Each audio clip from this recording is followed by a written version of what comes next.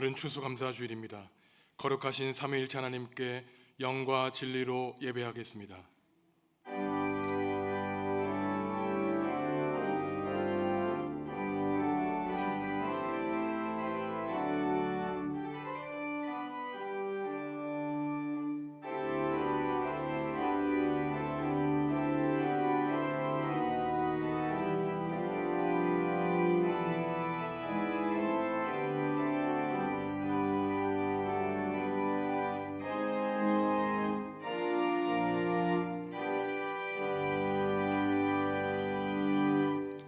하나님, 변함없는 사랑으로 우리를 지켜주시고 주님의 사랑 안에서 땀 흘려 일하여 풍성한 곡식과 열매를 거두게 하시니 감사합니다. 이 시간 예배하는 우리에게 크고 놀라운 은총 더하여 주셔서 구원의 기쁨이 충만하게 하여 주옵소서. 복음의 열매, 성령님의 열매를 맺게 하여 주옵소서. 그 크신 주님의 은혜를 생각하며 감사와 찬양으로 드리는 이 예배를 기쁘게 받아 주옵소서. 예수님의 이름으로 기원하옵나이다. 아멘. 하늘에 계신 우리 아버지, 아버지의 이름을 거룩하게 하시며 아버지의 나라가 오게 하시며 아버지의 뜻이 하늘에서와 같이 땅에서도 이루어지게 하소서. 오늘 우리에게 일용할 양식을 주시고 우리가 우리에게 잘못한 사람을 용서하여 준 것 같이 우리 죄를 용서하여 주시고 우리를 시험에 빠지지 않게 하시고 악에서 구하소서. 나라와 권능과 영광이 영원히 아버지의 것입니다. 아멘.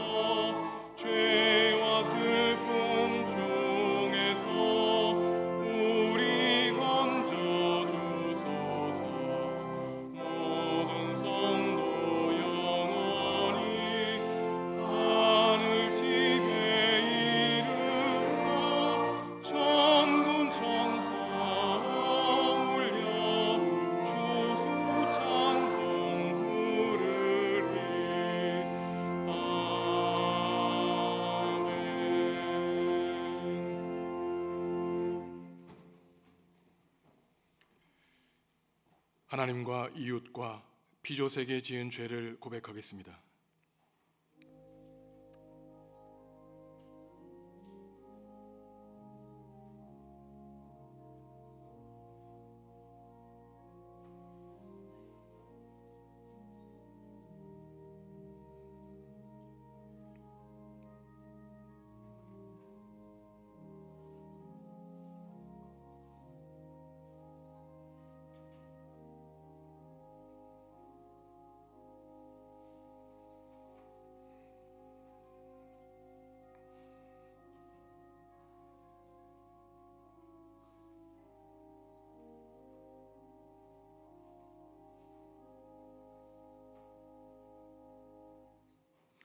하나님이 우리에게 주시는 용서의 말씀입니다. 주께서는 용서하시는 하나님이시라. 은혜로우시며 긍휼히 여기시며 더디 노하시며 인자가 풍부하심으로 그들을 버리지 아니하셨나이다. 아멘. 나는 전능하신 아버지 하나님 전지의 창조주를 믿습니다. 나는 그의 유일하신 아들 우리 주 예수 그리스도를 믿습니다. 그는 성령으로 잉태되어 동정녀 마리아에게서 나시고 본디오 빌라도에게 고난을 받아 십자가에 못 박혀 죽으시고 장사된 지 사흘 만에 죽은 자 가운데서 다시 살아나셨으며 하늘에 오르시어 전능하신 아버지 하나님 우편에 앉아 계시다가 거기로부터 살아있는 자와 죽은 자를 심판하러 오십니다. 나는 성령을 믿으며 거룩한 공교회와 성도의 교제와 죄를 용서받는 것과 몸의 부활과 영생을 믿습니다. 아멘. 할렐루야. 우리 하나님을 찬양하는 일이 선함이요 찬송하는 일이 아름답고 마땅하도다.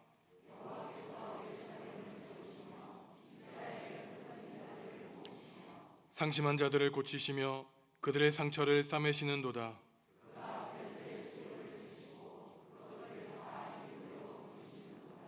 우리 주는 위대하시며 능력이 많으시며 그의 지혜가 무궁하시도다.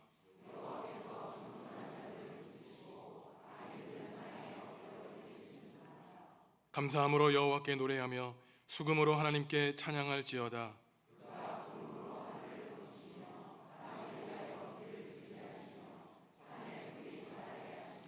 들짐승과 우는 까마귀 새끼에게 먹을 것을 주시는도다.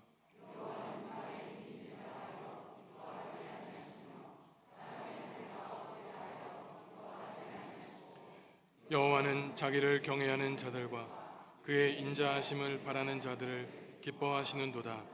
아멘.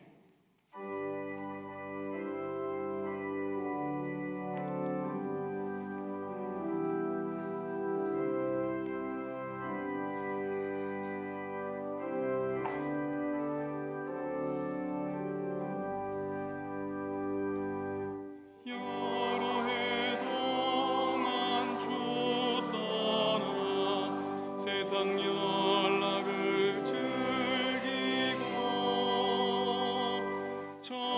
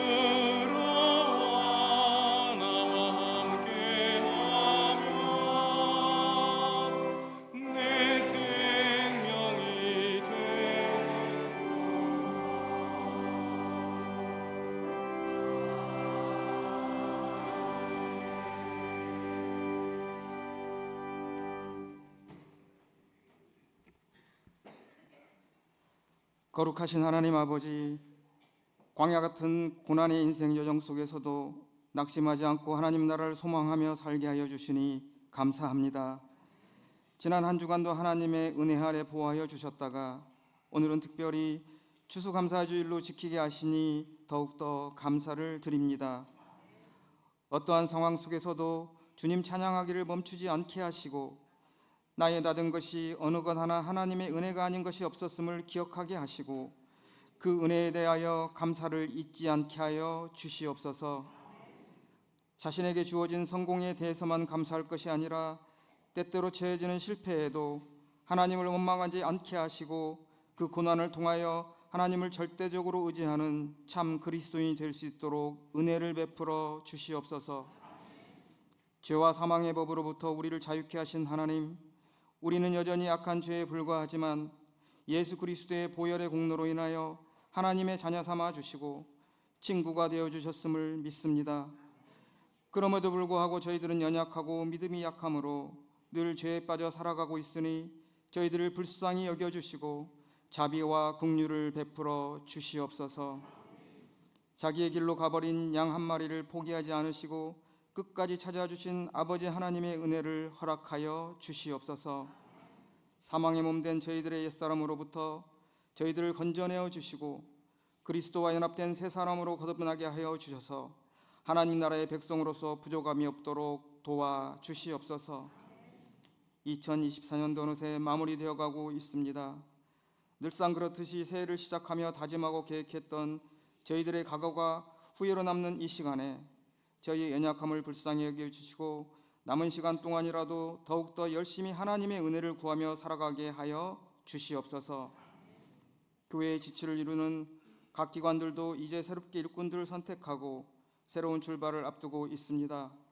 하나님께서 세워주신 일꾼들을 통해 정읍중앙교회가 더욱더 하나님께 한 걸음 한 걸음 다가서는 교회가 되게 하시고 예수 그리스도라고 하는 반석 위에 굳건히 세워지는 교회로 성장해 갈 수 있도록 은혜를 베풀어 주옵소서.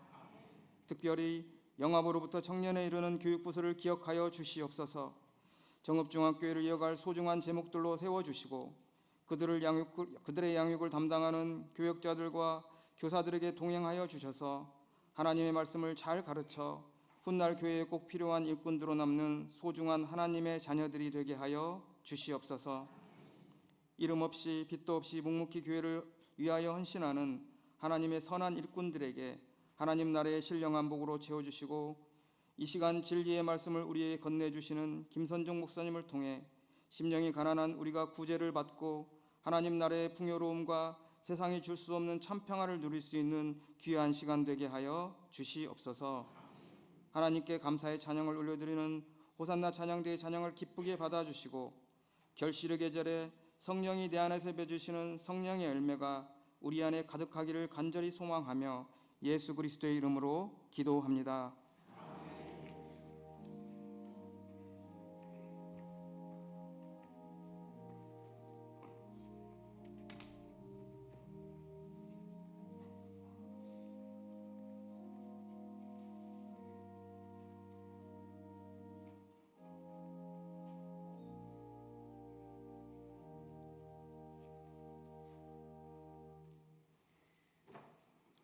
형제들아, 사람이 만일 무슨 범죄한 일이 드러나거든 신령한 너희는 온유한 심령으로 그러한 자를 바로잡고 너 자신을 살펴보아 너도 시험을 받을까 두려워하라. 너희가 짐을 서로 지라. 그리하여 그리스도의 법을 성취하라. 만일 누가 아무것도 되지 못하고 된 줄로 생각하면 스스로 속임이라. 각각 자기의 일을 살펴라. 그리하면 자랑할 것이 자기에게는 있어도 남에게는 있지 아니하리니 각각 자기의 짐을 질 것이라. 가르침을 받는 자는 말씀을 가르치는 자와 모든 좋은 것을 함께 하라. 스스로 속이지 말라. 하나님은 업신여김을 받지 아니하시나니 사람이 무엇으로 심든지 그대로 거두리라. 자기의 육체를 위하여 심는 자는 육체로부터 썩어질 것을 거두고 성령을 위하여 심는 자는 성령으로부터 영생을 거두리라. 우리가 선을 행하되 낙심하지 말지니 포기하지 아니하면 때가 이름에 거두리라. 그러므로 우리는 기회 있는 대로 모든 이에게 착한 일을 하되 더욱 믿음의 가정들에게 할지니라. 아멘.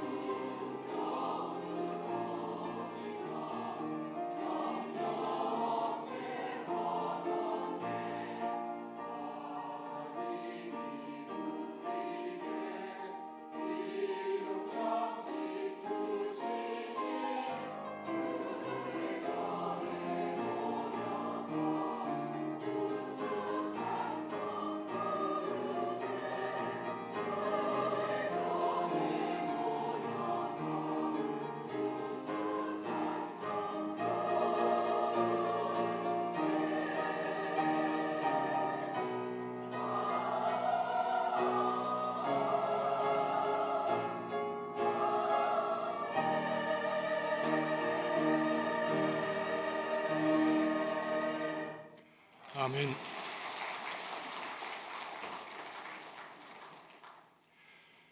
추수감사 주일이 되면 가끔 목사님들이 저한테 전화하셔서 목사님은 성서학자니 저희가 추수감사절 설교를 어떠한 본문으로 하면 좋겠습니까? 질문하는 분들이 있습니다. 제 후배 목사님들이지만 신학교를 졸업한 다음에 지금 계속 목회를 했으면은 20년 이상 목회를 했기 때문에 사실은 매번 추수감사 본문이 같을 수밖에 없는 것이죠. 오늘 호산나 찬양대원들이 찬양한 것처럼 주신 것도 감사하고 안 주셔도 감사하고 그렇게 설교하시면 될 것을 이 찬양을 모르셨던 것 같습니다. 우리가 보통 추수감사절이라고 하면 농가밭에서 거둔 것만을 가지고 감사하는 것으로 생각하지만 그렇지 않습니다. 오늘 바울 사도가 갈라디아에서 말하고 있는 것처럼 때가 이름에 거둘 것이다. 도대체 무엇을 거둔다는 말일까요? 지도를 보시면은 갈라디아는 지금 소아시아 튀르키아 지역에 있는 그 큰 도시로 바울이 여러 교회에 보낸 편지를 갈라디아서라고 하죠. 이 갈라디아서가 특별히 관심이 있는 내용은 죄의 노래로 살아가고 있는 인간들이 도대체 어떻게 해야 자유롭게 살아갈 수 있는가에 대한 관심을 기울이고 있기 때문에 갈라디아서를 연구한 학자들은 이 편지에 대해서 자유의 대헌장이라고 하는 별칭을 붙였습니다. 우리가 이동의 자유를 가지고 있고 신체의 자유, 사상의 자유를 가지고 있기 때문에 대한민국 사회에서 자유롭게 살아간다고 말하지만 사실 우리의 삶을 되돌아보면 참 많은 것들에 억눌려 있습니다. 돈 문제 때문에 걱정하고 가정의 문제, 또 우리의 미래의 문제와 또 건강에 예속되어 살아가는 것이 우리 연약한 인생인 것이죠. 과거에 저지른 이 죄의 문제가 기억나서 죄의식의 문제로 속박되어 살아가고 있습니다. 그렇다면 예수님을 구주로 믿는 사람들은 도대체 어떻게 하면 자유를, 그것도 참 자유를 누리며 살아갈 수 있겠습니까? 바울이 말하길 먼저 그러기 위해서는 질그릇처럼 지어진 우리 인생의 연약함을 인정하고 고백해야 된다고 말하고 있습니다. 1절을 보면 바울은 주변에서 사람들이 잘못하고 실수한 것을 보면은 부드럽게, 온유하게, 그리고 조심스럽게 권고하고 충고하여 바로잡아 주라고 말하고 있는 것이죠. 이처럼 그를 야단치는 것이 아니라 부드럽게, 온유하고 신중하게 그를 권고해야 되는 것은 나 자신도 그 사람의 잘못을 지적하기에 앞서 죄를 지을 수밖에 없는 연약한 사람이기 때문인 것입니다. 누구나 실수를 할 수밖에 없는 그러한 존재인 것이죠. 성령 안에서 사는 삶은 이처럼 실수를 범하고 잘못한 사람을 도와주고 바로 세워주는 삶일 것입니다. 잘못한 사람을 바로 잡아줘야 되는 것은 나도 잘못했을 때 그 상대방이 나를 굳게 붙들어 줘야 되는 그러한 교회 공동체는 바로 공동선을 추구하는 공동체이기 때문인 것이에요. 사람들은 본성적으로 자기 자신을 높이고 다른 사람들을 비난하는 것이 우리가 가진 속성입니다. 다른 사람을 지적하면서 다른 사람을 비난하는 가운데 내가 그 사람보다 도덕적으로 더 우월하다고 하는 자신감을 은근히 드러내는 것이죠. 하지만 여러분, 그때 예수님의 말씀을 귀 기울여 들으십시오. 예수님은 마태복음 7장 3절에서 5절에서 무엇이라 그럽니까? 그러한 사람들에게 말씀하시는 거예요. 참 안타깝고 불쌍하다. 너의 눈 속에 있는 그 큰 들폰을 보지 못하면서 어떻게 다른 눈에 있는 그 작은 티끌을 그렇게 발견하고 지적하는 것을 좋아하느냐? 이러한 예수님의 말씀은 자기 자신을 살펴서 시험과 유혹에 빠지지 말라고 하는 말씀인 것입니다. 우리는 우리 자신과 다른 사람이 안고 있는 실수와 잘못과 연약함을 있는 그대로 인정해야 되는 것이죠. 내 마음속에 떠오르는 나쁜 생각, 게으름, 부족함 때문에 늘 나를 학대하고 살면 그 삶은 더 괴로워집니다. 내가 가지고 있는 연약한 부분도 내 삶의 일부라는 것을 인정하고 하나님, 저의 부족함을 용서해 주시고 성령님으로 충만할 수 있도록 나를 고쳐달라고 간구하고 기도해야 되는 것이에요. 그렇지 않고 나는 아무것도 아닌 양 비하하거나 반대로 바울이 말하는 것처럼 나는 의롭다고 생각한다면 그것은 자기 스스로를 너무나 모르고 자기를 속이는 것이라고 바울은 말하고 있습니다. 그렇기 때문에 바울은 2절에서 서로가 가지고 있는 이 약점의 짐을 서로 짊어져야 된다고 말하고 있는 것이에요. 무거운 짐이 교회 안에 있다면 서로가 나서서 발벗고 나서서 그 짐을 서로 나누어 져야 되는 것입니다. 현대에는 이상적인 사람을 독립적인 사람으로 꼽고 있죠. 그렇기 때문에 도와주는 사람은 능력 있는 사람이고 도움을 받는 사람은 무능력한 사람으로 때로는 수치스럽고 부끄럽게 생각을 합니다. 하지만 진정으로 하나님의 영광과 교회의 유익을 추구하는 삶은 우리가 다른 사람을 위해 돕기도 하지만 내가 도움이 필요할 때는 떳떳하게 하지만 겸손하게 도움을 요청하며 나의 연약함을 솔직하게 드러내는 것도 하나님이 보시기에 정당한 모습이라는 것이에요. 누구나 연약하게 서로 자기에게 주어진 점을 함께 짊어져야 되는 것입니다. 그러면서 바울이 말하기를 서로의 짐을 짊어져 주는 것이 그리스도의 법을 성취하는 것인데, 그리스도의 법은 우리가 잘 알고 있듯이 하나님을 사랑하고 이웃을 사랑하는 것이죠. 그런데 바울이 조금 이상하게 모순되는 것 같은 말을 합니다. 2절에서는 서로의 짐을 짊어지라고 하면서 5절에서는 무엇이라고 합니까? 자기의 짐을 스스로 짊어져야 된다는 것이에요. 이게 상충되는 말을 하는 것 같지만 그렇지 않습니다. 서로의 짐을 져주되 자기가 가지고 있는 짐은 최소한 자기가 책임지려고 끝까지 노력해야 된다는 것이에요. 그리고 그 짐을 결국은 우리의 삶을 마치고 하나님 앞에 나아갈 때 단독자로서 홀로 하나님의 면전에 서게 될 것을 우리는 기억해야 된다는 것입니다. 그런데도 마치 자신이 아무것도 아니면서 대단한 사람인 양 사는 것은 자기를 속이는 것이고 결국 나중에 홀로 그 책임을 져야 된다고 바울은 말하는 것이죠. 자기를 속이는 것은 스스로에 대해서 잘못 생각하는 것이고 시험과 유혹을 받는 것입니다. 그러니 바울이 말하기를 자랑할 것이 있으면은 자기 자신에게 가두어 두고 다른 사람에게 자랑하지 말라는 것이에요. 각 사람이 자기의 짐을 져야 되고 약점을 가지고 있기 때문인 것입니다.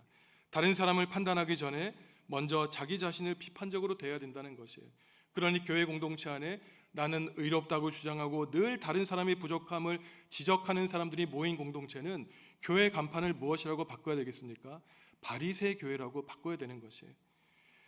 하지만 나의 부족함을 있는 그대로 인정하는 것은 그저 쉽게 자기 자신을 받아들이고 그저 끝내라는 말이 아닙니다. 바울은 자기를 지나치게 높게 평가하여 자기 자신을 스스로와 다른 사람에게 속이지 말라고 말하면서, 왜냐하면은 내가 나 자신과 다른 사람을 속일 수 있는지 몰라도 결국은 심은 대로 열매를 맺을 것이라고 말하는 것이에요.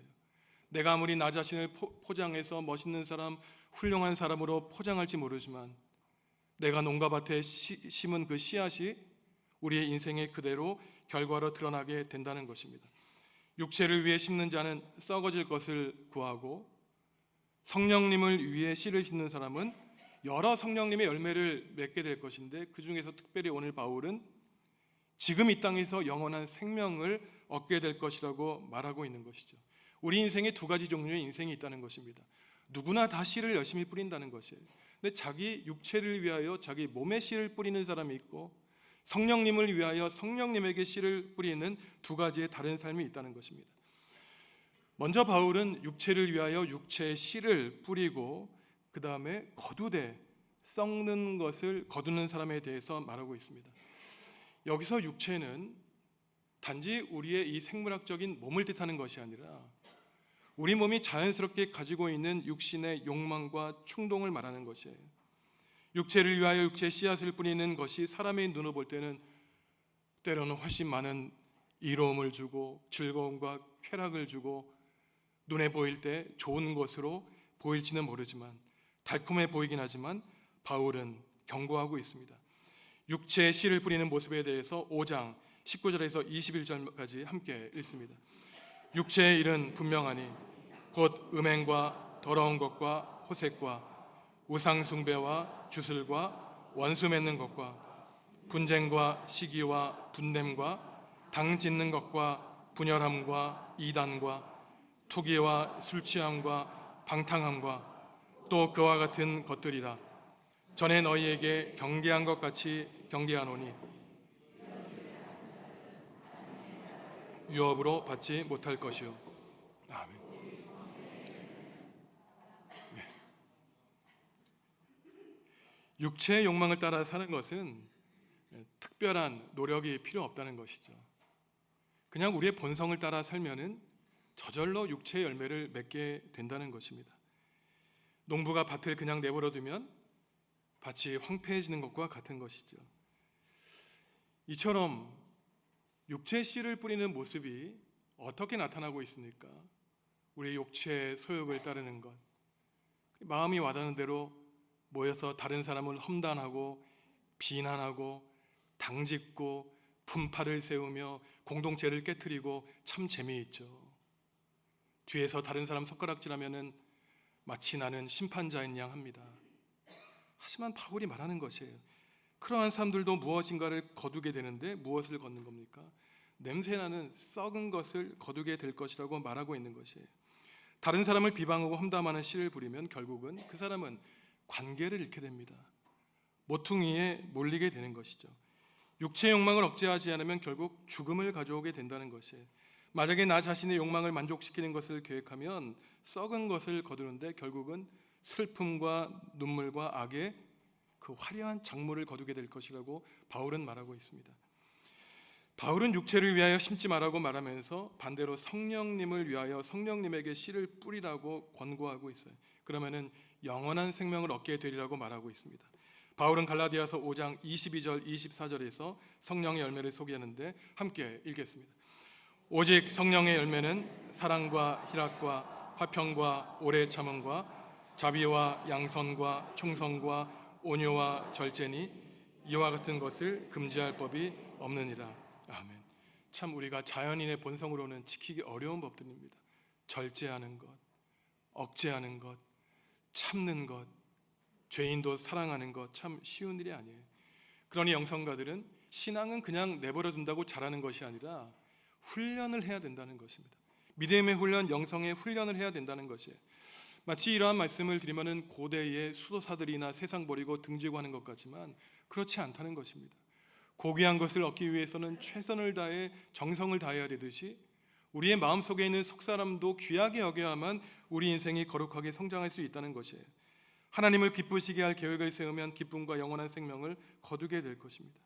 그러니 사랑하는 성도 여러분, 성령님을 위해서 성령님의 씨를 뿌리셔야 되는 것이에요. 한번 작은 사과 씨앗, 감 씨앗을 한번 생각해 보십시오. 어리석은 사람은 그 씨앗을 보면서 이것에서 무엇이나 그저 버리고만 맙니다. 하지만 성령님의 눈을 가지고 있는 사람은 그 작은 씨앗에서 무엇을 봅니까? 생명을 보는 것이에요. 이 작은 씨앗이 땅에 떨어져서 큰 줄기를 내고 가지를 내며 그 가지가 버티기 힘든 많은 열매를 맺는 것을 보는 영적인 눈을 가지고 있는 사람들이 바로 성령님의 눈을 가지고 있는 사람이죠.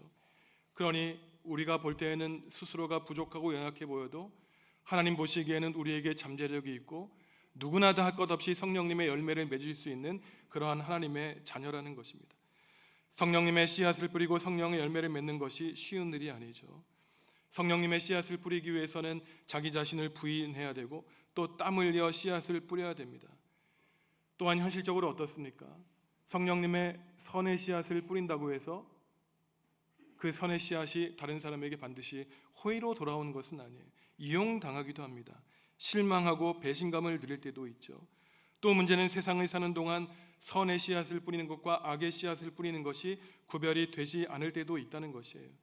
선을 행하지만 곧바로 그 열매가 맺히지 않고 반대로 악의 씨앗을 뿌렸을 때 승승장구하는 사람들을 볼 때 내가 과연 하나님에 대한 신앙을 지키는 것이 무슨 소용이 있을까 고민하게 될 때도 있는 것이 사실인 것입니다. 그래서 바울이 오늘 말하는 것이에요.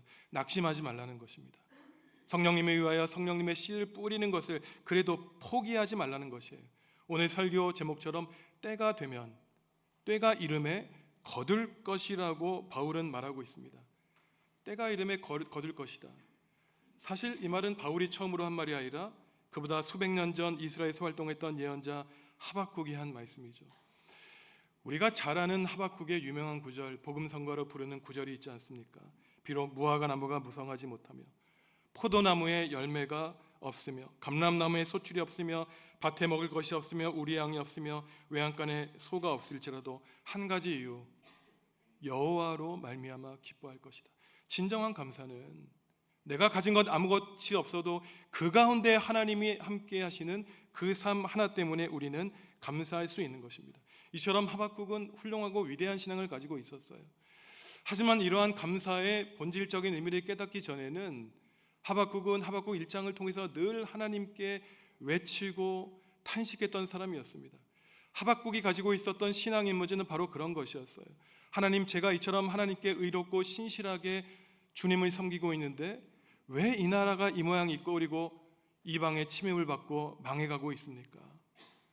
반대로 하나님을 저버리고 하나님께 항명하며 악을 행하는 사탄의 무리들이 저처럼 승승장구하는 이유가 무엇입니까? 하나님이 살아 계시기라도 한 것입니까? 그때 하나님이 하박국에게 대답해 주시는 거예요. 바울이 바리새파 사람들과 싸우며 복음의 본질을 말했던 로마서 1장 16절에서 인용했던 말이 바로 하박국 2장 4절, 우리가 잘 아는 말씀 아닙니까? 오직 의인은 무엇으로 산다는 것입니까? 믿음으로 말미암아 살 것이라는 것이에요. 오직 의인은 암담하고 암울하고 희망이 없어 보여도 오직 믿음으로 산다는 것은 하나님이 살아계심을 굳건히 믿으며 하나님을 신뢰하며 산다는 것입니다. 우리가 오직 믿음으로 살리라고 하는 하박국 2장 4절의 말씀을 잘 알고 있지만 어쩌면 그 앞에 있는 2장 3절 말씀이 우리에게는 더 중요한지 모릅니다. 하나님이 이렇게 말씀하세요. 비록 더딜지라도 기다려라. 묵시는 반드시 이루어진다고 하나님이 말씀하고 있습니다. 성도 여러분, 교회를 나오고 예수님을 믿는다고 당장 어려움과 시련이 없어지는 것이 아닐지 모릅니다. 더욱 열심히 하나님을 믿어도 나의 사정이 조금 더 변하지 않을 때도 있지요. 기도하지만 응답받지 못하는 것 같을 때도 있습니다. 하지만 하나님이 우리를 선택하여 주신 이 믿음의 길을 나 또한 걷겠다고 다짐하면은 암담하더라도 포기하지 않고 낙심하지 않으면은 때가 이름에 거두게 하실 것이라고 하박국 예언자가 말씀하고 있고 오늘 바울이 말하고 있는 것입니다. 비록 더딜지라도 거둘 수 있느니 하나님의 뜻을 포기하지 말고 이루고 나가라고 하나님은 우리에게 말씀하고 있는 것이에요. 이 세상에 행복한 인생을 사는 사람은 꿈을 가지고 있는 사람입니다. 희망을 가지고 소망을 가지며 그 꿈을 간직하고 사는 사람이에요. 그 꿈을 간직하고 있으면 어떠한 어려움이 닥치도 우리는 용기를 가지고 이겨낼 수 있습니다. 제가 목회하기 전 신학대학교에서 교수 사역을 하지 않았습니까? 그 학교에는 학부 과정도 있었고 목회자를 양성하는 신학대학원 과정도 있었는데 야간 과정도 생겨났었습니다. 사실 그 야간 과정이 생겨날 때 교수들이 굉장히 반대했어요. 주간에 수업하는 것도 어려운데 야간까지 밤 11시까지 수업하는 게 가능하겠습니까? 저도 그 가운데 한 명이었는데 막상 야간 학생들을 받아오니 그 자질이 굉장히 좋은 사람들이 많았습니다. 초등학교, 중고등학교 교사들, 교장 선생님, 의사들, 또한 공무원들, 대학 교수들이 있었어요. 제가 처음에 그분들을 보고 참 이분들은 좋은 직장을 가지면서 시간이 한가해서 그저 자신의 신앙을 위해 학교에 나오다 보다 생각을 하고 있었습니다. 하지만 이분들의 말씀을 들어보니 저의 판단이 너무나 잘못되었는 것을 깨닫게 되었어요. 이분들이 이러한 말씀을 하시는 겁니다. 목사님, 제가 어렸을 때 하나님의 부르심을 받고 목회자가 되고 싶어 했습니다. 하지만 용기가 없었다는 것이에요. 그리고 무엇보다 가족의 반대, 부모님의 반대가 심했다는 것입니다. 그래서 시험 봐서 좋은 학교에 들어갔던 거예요. 그 좋은 직장을 가지고 풍요롭게 살았지만 시간이 가면 갈수록 하나님께 받은 그 부르심이 죄송스러워서 그 10년, 20년, 30년이 지난 다음에 하나님의 꿈을 이루기 위해 이 자리에 나왔다고 말씀하고 있는 것을 보고 하나님의 꿈, 성령님의 꿈을 꾸는 것이 얼마나 감사한 일인지 저는 깨달아 알게 되었습니다. 우리가 살아가며 당연히 힘들고 어려운 일이 많죠. 바울은 그래도 낙심 말고 아직 포기하지 않으면은 결국은 더딜지라도 하나님이 이루어 주실 것이라고 우리에게 말씀해 주고 계시고 문제는 그 말씀을 진정 믿고 그 말씀대로 살아가느냐 아니면 그렇지 않느냐 우리에게 문제가 있는 것이죠. 우리가 꿈을 꾸되 당연히 그 꿈은 성령님을 위한 꿈, 성령님이 주시는 꿈이어야 되는 것입니다. 성도 여러분, 오늘은 우리가 추수감사주일로 지키고 있죠. 많은 한국 교회가 11월 셋째 주일을 추수감사절로 보내는 이유는 지금부터 정확히 400년 전 영국의 청교도인들이 신앙의 박해를 피해 신앙의 자유를 얻기 위해 메이플라워를 타고 몇 달 동안 태평양을 건너 미국 매사추세츠에 건너가서 추수감사절을 드린 것에 기원하고 있습니다. 당시 그 배에는 102명의 사람들이 타고 있었는데 미국 땅에 도달해서는 그 추위에 눈보라를 맞고 반 이상이 목숨을 거두었습니다. 낯선 땅에 들어가서 농사를 지으니 그 다음에 거둔 작물은 형편없었어요. 그들이 든 첫 해의 추수감사주일은 두 손에 오늘 우리 강단에 있는 수많은 과일과 곡식으로 드린 것이 아니라 빈손 털털이로 하나님 앞에 나와 드린 슬픔과 눈물의 추수감사주일이었습니다. 하지만 그들은 어느 때보다도 하나님께 감격스러운 감사의 제사를 드렸어요.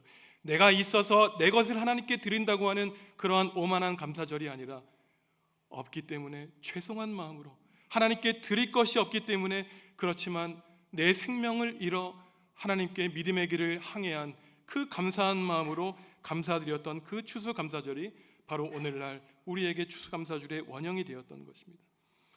오늘날 한국교회에서 일부 교회들이 우리 민족 교회의 명절인 추석에 추수감사주의를 보내는데 그것도 참 좋은 일이라고 생각해요. 하지만 한 가지 더 깊이 생각할 것이 있습니다. 독립운동가이자 민족 대표 33인 가운데 한 사람이며 조선 기독교의 아버지라고 불리는 목사님이 계시는데 사진을 보시면은 1800년대에 태어나서 1935년에 돌아가신 평양신학교 1회 졸업생이신 길선주 목사님입니다. 이름은 들어보셨을 거예요. 평양 대붕운동의 선봉자셨습니다.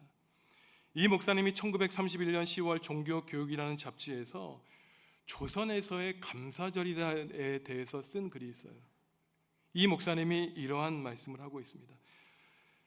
우리가 이 땅에서 일본 제국주의의 식민지 통치를 당할 때 열심히 땀 흘려 일하며 논밭에서 일군 곡식과 과일을 드리는 것이 감사의 의미일 줄 모르지만 더 중요한 감사의 이유가 있다는 것입니다. 어두운 조선, 절망에 빠져있는 조선에 기독교 복음이 들어와서 교회가 세워진 것에 대해서 감사해야 된다고 길선주 목사님은 말씀하고 있었던 것입니다. 비록 일본 제국주의의 침탈로 우리나라의 국권을 잃고 어려운 상황이 있었지만 복음의 전례는 민족의 운명을 사망에서 생명으로 바뀌는 계기가 되었다고 이 목사님은 믿었던 것이에요. 광복을 얻기 전에 이 목사님은 돌아가셨지만 진정한 추수감사의 의미, 단지 우리가 많은 복과 은혜를 받은 것에 감사하는 것이 아니라 죄와 고난과 죽음에 빠져 죄의 노예로 살아갈 수밖에 없었던 우리에게 복음을 주신 하나님께 감사하는 그러한 감사가 진정한 감사요. 그렇기 때문에 아직도 하나님을 몰라 세상에서 방황하고 있는 사람들에게 땅끝까지 나아가 복음을 전해야 되는 이유가 바로 이러한 진정한 추수감사를 실천하는 목적에 있는 것입니다. 우리가 오늘 추수감사절을 보내되 영국의 청교도들이 신앙을 지키기 위해 목숨을 걸고 미국에 건너가 비록 많은 사람이 목숨을 잃었지만 빈손으로 하나님께 감사의 제물을 드린 것처럼 우리도 그러한 감사절의 의미를 회복해야 됩니다. 식민지 시대 어려운 땅에 하나님이 보내주신 복음으로 감사했던 것처럼 지금 이 자리에 하나님께 믿음을 받아 두 손 들고 하나님을 찬양하며 기도하고 예배할 수 있는 그 이유 하나 때문에 우리는 감사해야 되는 것이죠.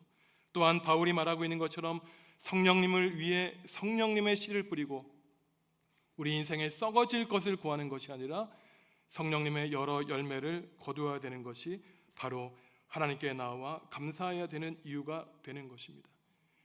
하박국이 눈에 볼 때에는 절망뿐이었지만 오늘 바울 사도가 성령의 열매 가운데 참고 견디는 것에 대해서 말했듯이 바울이 악을 행하다가 감옥에 갇힌 것이 아니라 오히려 복음을 전하다가 감옥에 갇혔어도 항상 기뻐하고 쉬지 말고 기도하며 범사에 감사하라고 하는 이유가 바울 사도는 진정 하나님이 주시는 우리에게 바라시는 감사의 의미를 잘 알았기 때문입니다. 천박한 감사의 삶에서 벗어나서 진정 하나님이 바라시는 감사, 때가 이름에 거두리라. 남은 인생 오직 성령님이 주시는 열매를 풍성히 거두시는 우리 정읍중앙교회 성도 여러분들 다 되시기를 간절히 축원합니다. 하나님, 성령의 열매를 거두는 삶을 살기 원합니다. 남은 인생을 하나님께 감사하며 살기 원하오니 복음대로 살고 믿음을 가지며 복음을 전하는 삶을 살게 하여 주시옵소서. 그리하여 믿지 않는 사람들과 함께 진정한 추수감사절의 잔치를 벌이는 그날 어서 이루게 하여 주시옵소서. 예수님의 이름으로 기도합니다. 아멘.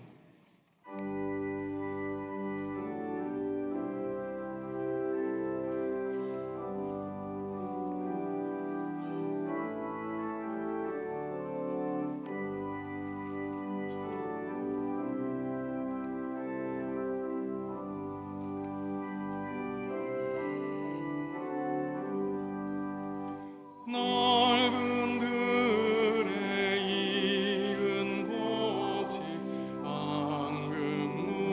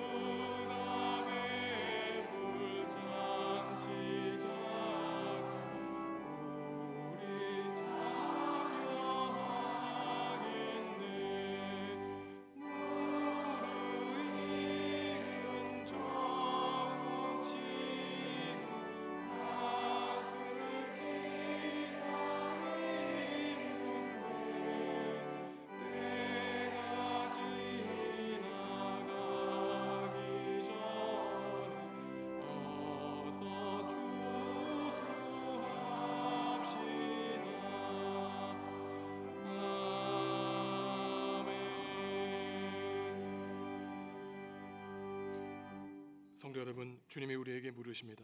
내가 누구를 보낼까? 누가 우리를 대신하여 갈 것인가?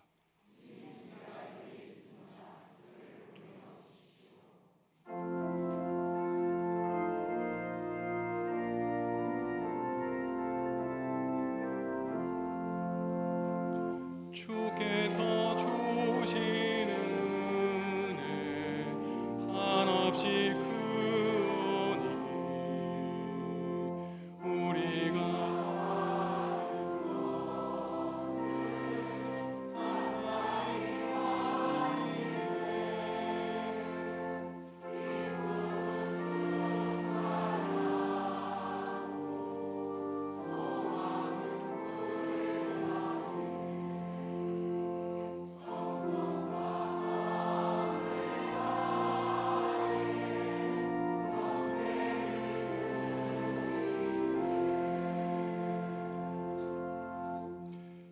하나님 우리에게 생명 주실 뿐만 아니라 땅에 심은 씨앗에서 곡식과 과일을 거두게 하시고 하나님을 믿고 구원받게 해주신 추수감사절을 보내게 하시니 감사합니다. 하지만 하나님 또한 죄송합니다. 성령님의 열매를 맺고 살아야 되지만 때로 육체의 씨를 뿌리며 썩을 것을 거두기도 하였습니다. 우리의 힘과 의지로 해결하지 못할 때 성령님이 우리의 나약한 마음을 붙들어 주셔서 성령님의 열매를 맺는 사람으로 살게 하여 주시옵소서. 때로 우리의 인생의 나무에서 풍성하지 않은 열매를 맺는 것 같을 때가 있더라도 오직 믿음으로 하나님만을 바라보며 하나님 나라를 위한 삶을 살아 아름다운 열매를 거두게 하여 주옵소서. 예수님의 명령에 따라 땅끝까지 이르러 복음을 전하는 교회 되게 하여 주시옵소서. 우리 교회 이정자 집사님, 박진 집사님, 유현정 집사님을 한 가족으로 삼아주시니 감사합니다. 지금까지 하나님이 이들을 인도해 주신 것처럼 앞으로도 주님의 밝은 길로 인도해 주셔서 세상 사람에게 생명의 복음 전하는 일꾼으로 세워 주시옵소서. 오늘 추수감사 주일을 보내며 김기순 권사님, 이현순 권사님이 사랑하는 교우들에게 식사를 제공하게 하시니 감사합니다. 권사님들의 건강 지켜주시고 앞으로 남은 인생 더욱더 교회와 교우들을 위하여 기도하여 주님께 영광 올려드리는 삶을 살게 하여 주시옵소서. 정종인 집사님과 노보원 권사님의 아들 정희찬 군이 결혼 예식을 갖게 되었습니다. 지금까지 지켜주신 하나님이 가정의 주인 되어 주셔서 주님이 주시는 복과 은총을 누리는 가정 되게 하여 주시옵소서. 주님께 받은 복과 은혜와 생명에 감사하며 추수감사 주일 예물을 주님께 드립니다. 하박국처럼 바울처럼 감사하게 하시고 이 나라의 신앙의 선조들처럼 복음을 받아들이고 믿고 구원받은 것을 넘어 복음을 전하는 구원의 사람으로 쓰임받게 하심에 감사하며 살게 하여 주시옵소서. 우리가 마음과 정성과 인격을 담아 바치는 예물을 주님 홀로 기쁘게 받아 주옵소서. 예수님의 이름으로 기도합니다. 아멘.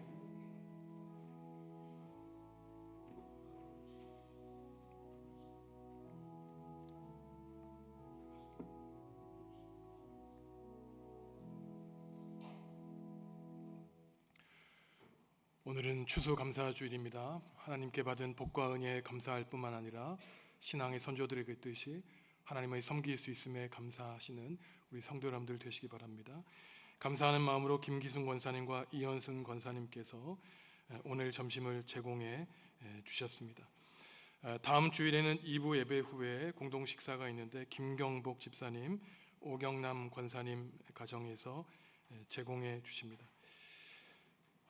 기도해 드린 것처럼 정종인 집사님과 노보영 권사님의 아들 정희찬 군이 김인영 양과 이번 주 토요일 오후에 서울에서 결혼 예식을 갖게 되었고 오늘 저녁 5시 반에 피로연을 갖습니다.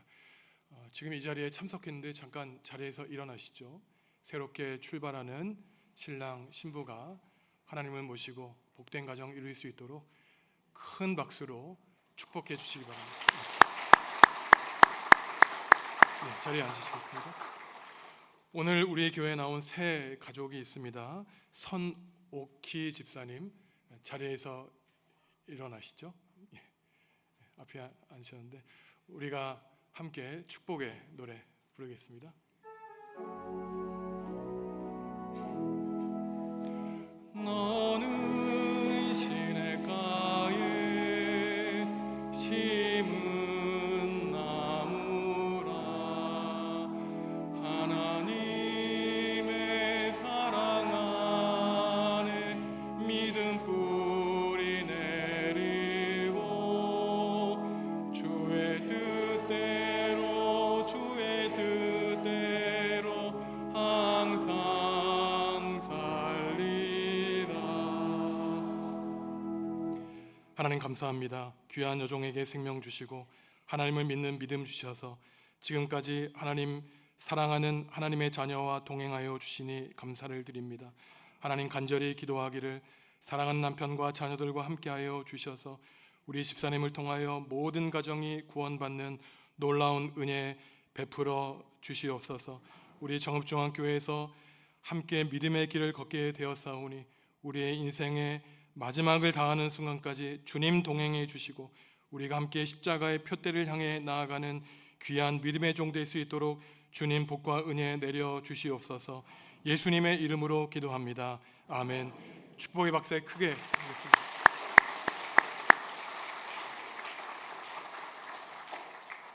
지난주에 우리 집사님 만나서 새 가족 인사하는데 저한테 그러시더라고요. 교회 나왔더니 교회가 굉장히 밝고 뒤에 너저분한 화분 같은 게 없어서 너무 좋다는 것입니다. 그리고 제 설교가 그냥 하나하나 다 들어와서 제가 우리 집사님 스타일이라 그러시더라고요. 제 스타일에 맞는 사람 찾기가 참 어려운데 굉장히 독특한 분이시구나 생각하게 되었습니다. 제가 그냥 말씀드리는 것이 아니라 여러분들은 혹시 강단 같은 것이 뭐 제 취향이라고 생각할지 모르지만 500년 전 이 깔뱅의 종교개혁의 원칙은 오직 말씀의 중심을 하기 때문에 굉장히 심플하게 강단을 마련하는 것이 기독교 종교개혁의 전통이었습니다. 그래서 프랑스의 그 오래된 500년 이상 된 개혁교회 가면은 정말 교회가 단출합니다. 그곳에서 화려한 것들을 만나는 것이 아니라 오직 하나님만을 만나기 위한 것입니다. 예배당에 나와 먼저 하나님을 만나시는 성도 여러분들 다 되시기 바랍니다. 오늘 예배하실 때 화면이 많이 바뀌셔서 많이 놀라셨을 텐데 지난번 말씀드린 것처럼 안홍준 집사님과 김현주 권사님 가정에서 하신 그 예물이 마중물이 되어서 그동안 20년 넘게 사용했던 이 카메라와 방송 장비 일체를 교체하게 되었습니다. 지난 목요일부터 어젯밤 9시까지 공사하시고 또 시스템이 완전히 바뀌어가지고 많이 애쓰셨는데 제가 좀 부담되는 게 설교한 내내 제 얼굴이 화면에 나와서 제가 좀 이렇게 안 하면 안 되냐고 여쭤봤더니 그렇게 하면은 그 방송을 나중에 올릴 때 굉장히 일이 복잡해진다 그러시더라고요. 그래서 제 뜻이 아니라는 것 양해해 주시고 좀 오래 제 얼굴 보기 힘드시더라도 너그러운 마음으로 이해해 주시면 감사하겠습니다. 성탄절에 유아 세례가 있습니다. 부모님이 자녀들의 믿음을 대신해서 자녀들을 위해 축복하고 세례를 베풀 때 6세 이하의 자녀들 계신 분들은 신청하셔서 복된 세례 예식을 갖게 되기를 바랍니다. 수요일 수요 기도회 때 호산나 찬양대 헌신 예배가 있고 광고에는 나가지 않았지만 오늘 성서 지리학 마지막 수업이 있고요. 5호 여전도회 정기총회가 다음 주일 2부 예배 후에 초등 일부 실에서 있습니다. 정책당회가 24일 주일에 있고 또한 26일에서 금요일까지 필리핀에서 있는데 제가 지난번에 필리핀 선교지에 다녀와서 절대 빈곤을 확인하고 왔습니다. 정말 3-4평밖에 안 되는 감옥 같은 곳에서 살아갈 수밖에 없는 사람들을 보았는데 제가 내년 목회가 내년 2월 달에 우리 중고등부 학생들, 청년들 필리핀에 비전 트립 다녀와서 하나님 나라의 일꾼으로 군사로 선교 훈련을 시키는 차원에서 이번에 우리 당회원들이 필리핀 선교지에 다녀오게 되었습니다. 우리 교회가 전도하는 교회, 선교하는 교회가 되어서 성령의 열매를 뿌리고 거두고 심는 그러한 기회로 거듭날 수 있도록 기도해 주시기 바랍니다. 일어나서 주님께 찬양하시겠습니다.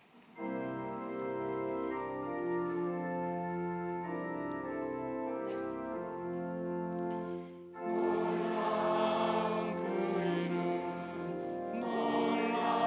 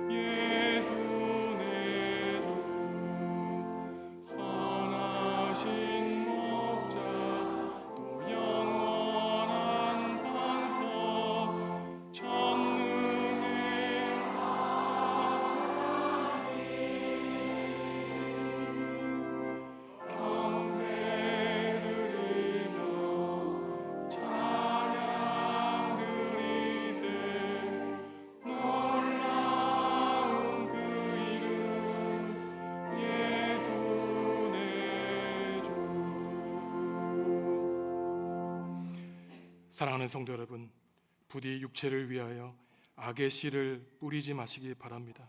혹여나 썩을 것을 거둘까 두렵습니다. 낙심하지 말고 포기하지 말고 성령님을 위하여 성령의 씨를 뿌리며 사시기 바랍니다. 때가 이르면 하나님이 반드시 거두어 주실 것입니다. 이제는 예수님의 은혜와 하나님의 사랑과 성령님의 사귐이 성령님의 씨를 뿌리고 열매 맺으며 복음의 사람으로 살아가는 추수감사의 올바른 의미의 삶을 살기로 다짐하는 성도들에게 지금부터 영원히 함께 하시기를 간절히 축원하옵나이다. 아멘.